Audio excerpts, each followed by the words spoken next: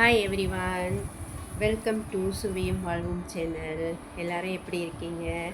இன்றைக்கி நான் சமையல் வீடியோ தாங்க போட போகிறேன். மீன் பொரித்து சம்பால் செஞ்சுட்டு மீன் சொதி செய்ய போகிறேன். வாங்க பார்க்கலாம். முதல்ல நான் மீனை சுத்தம் பண்ணி பொரித்து எடுத்துக்கிட்டேன். இப்போ நம்ம சம்பால் ரெடி பண்ணலாம். இஞ்சி பூண்டு நான் அரைச்சிட்டு எண்ணெயில் நல்லா வேக வச்சுக்கிட்டேன், இந்த பச்சை வாடை போகிறதுக்கு. அப்புறம் வெங்காயம் பெரிய வெங்காயம் ஒரு 3 வெங்காயம் நான் வெட்டிக்கிட்டேன். வெங்காயம் நல்லா ப்ரௌன் கலரில் வர வரைக்கும் வதக்கணுங்க. நான் லேசாக உப்பு போட்டுக்கிட்டேன். உப்பு போட்டால் கொஞ்சம் சீக்கிரம் வதங்கும், ரொம்ப ஒட்டாது. அதனால உப்பு போட்டுட்டேன். நல்லா ப்ரௌன் கலரில் வர வரைக்கும் வதக்க வைக்கணும்.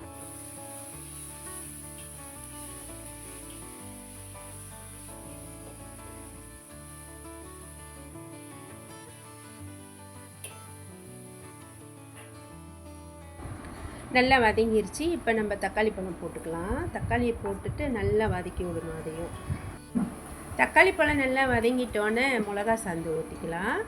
நான் ஒரு 20 காஞ்ச மிளகா ஊற வச்சு அரைச்சி எடுத்துக்கிட்டேன். உங்களுக்கு காரம் இன்னும் அதிகமாக வேணும்னா நீங்கள் ஒரு 25 மிளகா கூட போட்டுக்கலாம். நான் ஒரு 20 மிளகா தான் போட்டேன். போட்டு நல்லா அந்த எண்ணெயிலே கொதிக்க விடணும். உப்பு போடுறப்ப கொஞ்சம் பார்த்து போட்டுக்குங்க. சம்பாலுக்கு கரெக்டாக போட்டுக்கலாம். ஏன்னா மீன் பொரிக்கிறப்பே உப்பு போட்டாச்சு, அதனால் உப்பு கொஞ்சம் பார்த்து கரெக்டாக போட்டுக்கலாம். அந்த சம்பாலுக்கு போட்டால் போதும். இப்போ நல்லா கொதிச்சிருச்சு பாருங்கள். இந்த மீன் போடுற அளவுக்கு வந்துருச்சு, எண்ணெய் மேலே திரிச்சு வந்துருச்சுல. இந்த ஸ்டேஜில் நம்ம மீனை போட்டுக்கலாம். மீனை போட்டுட்டு அனல் கொஞ்சம் குறைச்சிட்டு அந்த சம்பால்லே மீனை கொஞ்சம் வேக விடணும். அந்த எண்ணெயிலே கொஞ்சம் வேக விடணும். அப்போ தான் அந்த டேஸ்ட்டு வரும். கொஞ்சம் மெதுவாக அடியில் கிண்டணும். மேலால் ரொம்ப கிண்டணுமா மீன் உடச்சிக்கும். அதனால் கொஞ்சம் பார்த்து கிண்டணும். அப்பப்போ கொஞ்சம் கிண்டி விட்டுக்குங்க. ஏன்னா அடியில் அடி பிடிச்சிக்கும். அதனால் நான் அப்பப்போ கிண்டி விட்டுக்குவேன். ஆனால் கிண்டுறப்ப பார்த்து கிண்டணும், மீன் உடையாமல் பார்த்துக்கணும். நான் கொஞ்சம் ட்ரையாக தான் எடுக்கிறேன், வறுவல் மாதிரி எடுக்கிறேன். ஏன்னா நான் தேங்காய் பால் சொதி செய்கிறனால இந்த மாதிரி செஞ்சால் நல்லாயிருக்கும்.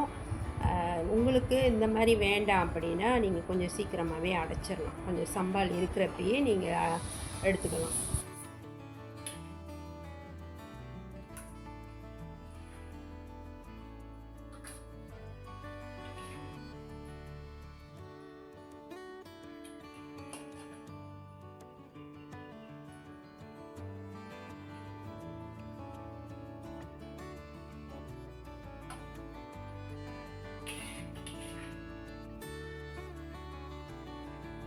மீன் சம்பால் ரெடி ஆயிடுச்சு. இப்போ மீன் சொதிக்கு ரெடி பண்ணிக்கலாம்.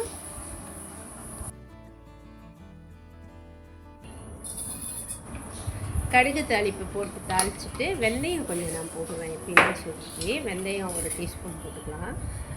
வெந்தயம் வாசம் நல்லாயிருக்கும், அதனால் நான் வெந்தயம் சேர்த்துக்குவேன் எப்பயுமே. பெரிய வெங்காயம் 2 வெங்காயம் நான் வெட்டிக்கிட்டேன். வெங்காயம் நல்லா வதக்கி விட்டுக்கோங்க.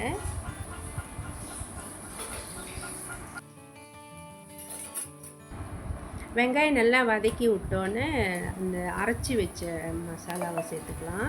அதில் நான் 1 டீஸ்பூன் சிறுஞ்சீரகம், 1 டீஸ்பூன் பெருஞ்சீரகம், வெங்காயம் ஒரு 4, பூண்டு ஒரு 5 பல், இஞ்சி ஒரு சின்ன துண்டு போட்டு அரைச்சி வச்சுருக்கேன்.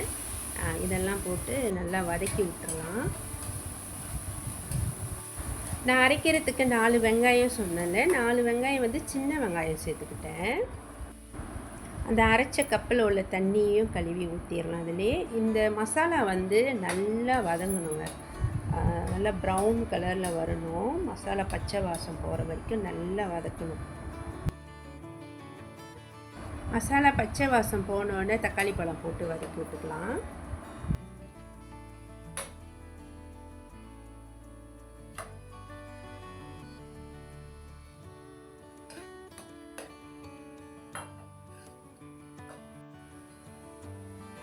பழுத்த மிளகா 2, பச்சை மிளகா 1 வெட்டி போட்டுக்கிட்டேன். அதையும் சேர்த்து வதக்கி விட்டுக்கலாம். நல்லா வதங்கினோன்னே சைவர் போட்டுக்கலாங்க. சாவி சைவர், கடுகு கீரை, இதை நல்லா சின்ன சின்னதாக வெட்டி இதையும் நல்லா அதிலே போட்டு வேக விட்டுக்கலாம். மஞ்சத்தூள் நான் 1 டீஸ்பூன் சேர்த்துக்கிட்டேன்.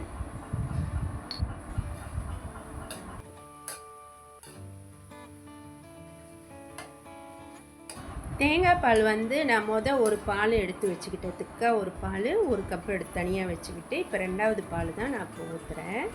அந்த 2வது பால்லே நல்லா கொதிக்க விடணும். அந்த சைவரு எல்லாம் அதிலே கொதித்து நல்லா வெந்துடும். சொதிக்கு தேவையான அளவு உப்பு போட்டுட்டு கிண்டி விட்டு மூடி வச்சிடலாம். நான் வந்து உப்பு கொஞ்சம் பார்த்து தான் போட்டுக்கிட்டேன். உப்பு பார்த்து போட்டுக்குங்க, ஏன்னா நம்ம மீனில் உப்பு போட்டிருக்கோம், அதனால் உப்பு பார்த்து போட்டுக்குங்க. சொதி நல்லா கொதிச்சிருச்சு. இந்த ஸ்டேஜில் மீனை போட்டுக்கலாம். அதனால் லேசாக குறைச்சிட்டு கொதிக்க விடணும். கொதிக்க விட்டுட்டு அந்த பால் இருக்குது பார்த்தீங்களா, தேங்காய் பால் நான் பால் எடுத்து வச்சேன்ல, அந்த 1 கப் பாலை இப்போ ஊற்றணும். நல்லா ஊற்றிட்டு லேசாக கொதி வந்தோடனே அடைச்சிடலாம். தேங்காய் பால் சொதி ரெடி ஆயிடுச்சு. நான் தேங்காய் பால் சொதி வச்சுட்டு சம்பால் செஞ்சுட்டு ஒரு மீன் பொரிச்ச மீன் தனியாக எடுத்து வச்சுருக்கேன். என் மகளுக்கு அவள் பொரிச்ச மீன் நல்லா சாப்பிடுவான்னு தனியாக அவளுக்கு எடுத்து வச்சுருக்கேன். இன்றைக்கி நான் காலையிலேயே மகளை ஸ்கூலுக்கு அனுப்பிட்டோன்னே சமையல் ஆரம்பிச்சுட்டு நான் கீழே நடக்க போயிட்டேன். ரொம்ப நாள் ஆச்சு நடந்து, கால் வலினால் நடக்காமல் இருந்தேன். சரி, இனிமேல் மறுபடியும் நடக்க ஆரம்பிக்கலான்னு நான் கீழே நடக்க போயிட்டேன். ஏன்னா எனக்கு வந்து நடக்க போனால் தான் நல்லாயிருக்கும். அந்த வானத்தையும் அந்த மேகங்கள்லாம் பார்ப்பேன், மலைகள்லாம் நல்லாயிருக்கும் அங்கேருந்து பார்க்குறதுக்கு. அதனால் அதெல்லாம் பார்த்துக்கிட்டே தான் நான் இப்போயும் நடப்பேன். காற்று நல்லா ரசிச்சுக்கிட்டு அந்த செடிகளெல்லாம் பார்த்துக்கிட்டு நான் நடப்பேன். எனக்கு நல்லாயிருக்கும் மனசுக்கு. இன்றைக்கி நடக்க வந்துட்டேன் எப்பயும் போல். இந்த இடம் வந்து நாங்கள் இருக்கிற கொண்டோவில் 6வது மாடியில் இந்த மாதிரி நடக்கிறதுக்கு எல்லாம் இடம் செஞ்சு வச்சுருப்பாங்க. ப்ளே கிரவுண்ட்லாம் இருக்கும். இங்கே வந்து ஜிம்முலாம் இருக்கும். ஜிம்மு இருந்தாலும் நான் வந்து ஜிம்முக்கெலாம் போக மாட்டேங்க. எனக்கு இங்கே இந்த மாதிரி இயற்கையை ரசிச்சுக்கிட்டு நடக்க தான் பிடிக்கும். அதனால் நான் இந்த மாதிரி தான் நடப்பேன். இங்கே நடக்கிறதுக்கும் ஒரு இடம் ஒதுக்கி தான் வச்சுருப்பாங்க, அதுலேயே நம்ம நடந்துக்கலாம். இந்த மாதிரி இயற்கையை ரசிச்சுக்கிட்டு காற்றெல்லாம் நல்லா காற்றடிக்கும், காற்றையும் ஒரு உள்வாங்கிக்கிட்டு நான் நடப்பேன். நல்லாயிருக்கும்.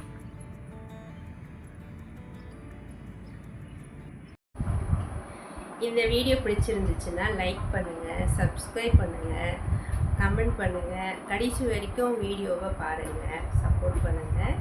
அடுத்த வீடியோவில் சந்திப்போம்.